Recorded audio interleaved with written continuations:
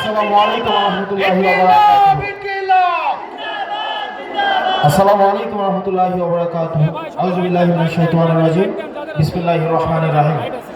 কোনো ধরনের ভূমিকা ছাড়াই সরাসরি বক্তব্য যাচ্ছে। আজকে যখন আমরা এই জায়গায় এসে দাঁড়িয়েছি, সহস্রাধিক শহীদের রক্তে ভেজা গালিচা মারিয়ে তিনি লন্ডন টু ঢাকার ব্যাক ফ্লাইট ধরলেন। সহস্রাধিক শহীদের রক্ত দিয়ে বেগম খালেদা জিয়াকে জেল থেকে বের করে নিয়ে আসা হলো। আজকে আমরা দেখতে পাচ্ছি এই শহীদের মাকে নিয়ে সম্ভ্রমহানি করা হচ্ছে। জনাব তারেক জিয়া, আপনি আপনার কর্মীদেরকে সামলান। এই লাগামহীন কর্মীদের কারণে আপনার অধঃপতন আসন্ন। আপনারা যদি শহীদের মাকে সম্মান দিতে না জানেন, এই জুলাই পরবর্তী বাংলাদেশের জনগণ আপনাদেরকে সম্মান দিবে না। প্রিয় লোকসভাবাসী, খুব কম কথায় কয়েকটা কাজ আপনাদেরকে দিয়ে যাব। এখানে প্রশাসনের ভাইয়েরা উপস্থিত আছেন, পুলিশের ভাইয়েরা আপনারা উপস্থিত আছেন। আপনাদের দায়বদ্ধতা জনগণের কাছে, আপনাদের দায়বদ্ধতা গুলশানের কাছে নয়, আপনাদের দায়বদ্ধতা ধানমন্ডির কাছে নয়। অত্যন্ত পরিতাপের বিষয়, আজকে পুলিশ সদস্যরা এখানে যারা আছেন, আইন শৃঙ্খলা বাহিনী আপনারা যেখানে আছেন, অতীতে আপনাদেরকে ব্যবহার করে আপনাদের ঊর্ধ্বতন কর্মকর্তারা তাদের পদ পদবি বানিয়ে নিয়েছিল, আপনাদেরকে ব্যবহার করেছে। আল্লাহর দোহাই লাগে, উপরে আল্লাহ, নিচে জমিন, নিজেকে আর ব্যবহৃত দিয়েন না। আপনারা ন্যায়ের পক্ষে থাকেন, ইনসাফের পক্ষে থাকেন। কোন রাজনৈতিক দল নয়, বাংলাদেশের জনগণ আপনাদের পক্ষে থাকবে।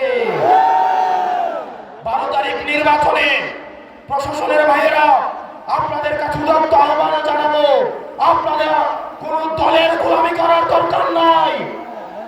প্রশাসনের ভাইয়েরা আপনারা জামাতে ইসলামের নন, আপনারা বিএনপির নন, আপনারা এনসিপির নন।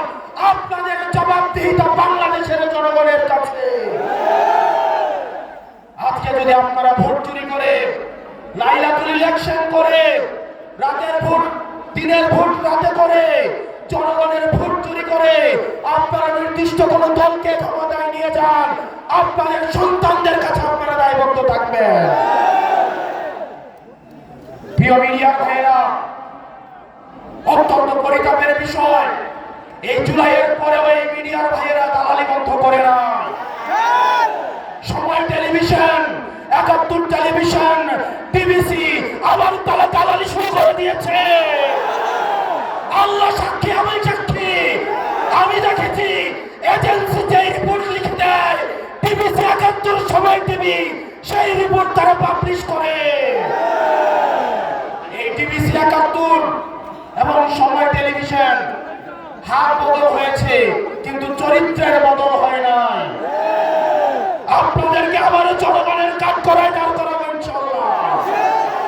এই মিডিয়া শুধু প্রশ্ন, দুনিয়ার যত প্রশ্ন, দুনিয়ার যত সমস্যা, আমাদের ইনকাম কি, আমাদের চলাফেরা কোন জায়গা থেকে আসে, আমাদের সার কোন জায়গা থেকে কিনি, রাজনৈতিক কর্মসূচি কিভাবে হয়, দুনিয়ার সকল প্রশ্ন আমাদের জন্য। অন্যদিকে সকল প্রশংসা এবং সকল মুগ্ধতা একটা রাজনৈতিক দলের জন্য। এর পরবর্তী বিপ্লব হবে এই মিডিয়া এবং প্রশাসনের বিরুদ্ধে বিপ্লব। বক্তব্য দীর্ঘায়িত করছিলাম। মিডিয়া এবং প্রশাসন বাংলাদেশকে সুখী সমৃদ্ধ এবং উন্নতি করতে হলে আপনাদের প্রয়োজন রয়েছে। আমরা আপনাদের শত্রু না, আমরা চাই আপনাদের দায়বদ্ধতা, আপনাদের জবাবদিহিতা জনগণের মুখী। আপনারা কোন দলমুখী না হয়ে আপনারা জনগণমুখী হন, জনগণ আপনাদের নিরাপত্তা দিবে ইনশাআল্লাহ। ইনকিলাব, ইনকিলাব, ইনকিলাব, ইনকিলাব, অপ্রশ্ন সংগ্রাম, দালালি না রাজপথ, দালালি